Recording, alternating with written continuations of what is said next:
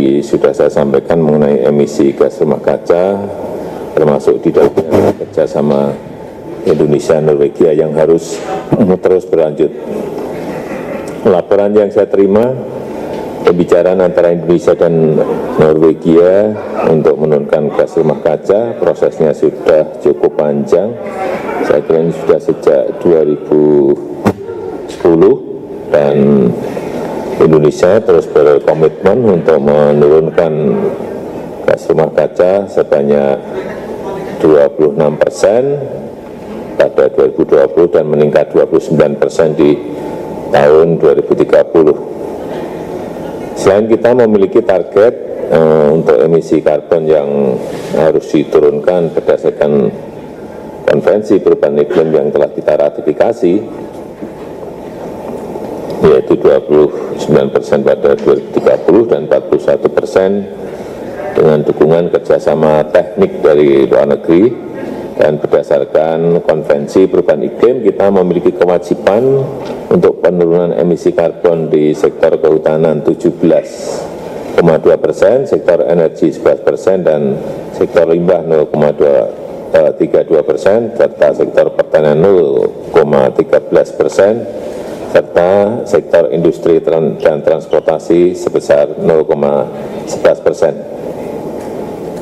Itu pada kesempatan ini saya ingin menegaskan lagi beberapa hal. Yang pertama, kita harus terus konsisten menjalankan program pemulihan lingkungan untuk menurunkan emisi gas rumah kaca, kemudian juga perlindungan gambut dan percepatan rehabilitasi hutan dan lahan harus terus dilanjutkan. Dan kesempatan yang ke ini saya juga ingin titip hati-hati masalah kebakaran hutan dan lahan.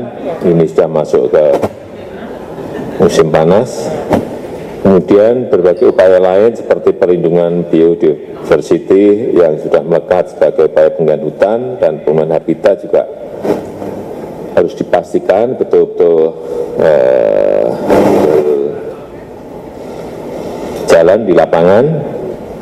Juga pengembangan selanjutnya, pengembangan biodiesel B30, B50 dan akan ke B100 juga pengembangan energi surya, energi angin. Saya kira kita juga sudah memulai ini agar terus dilanjutkan. Yang kedua, seluruh tahapan dalam menurunkan emisi gas rumah kaca harus segera diselesaikan, regulasinya diselesaikan, urusan instrumen untuk pendanaannya yang kita harapkan ini termasuk insentif bagi pemangku kepentingan.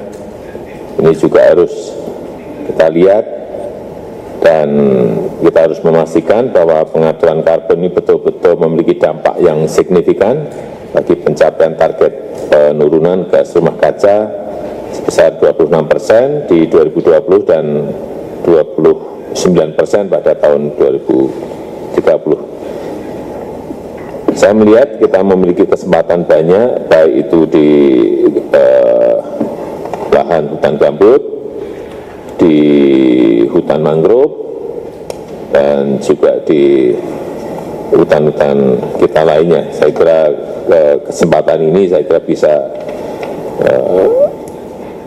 kita laksanakan apabila lapangannya betul-betul segera bisa kita kerjakan. Saya rasa itu sebagai pengantar yang bisa saya sampaikan.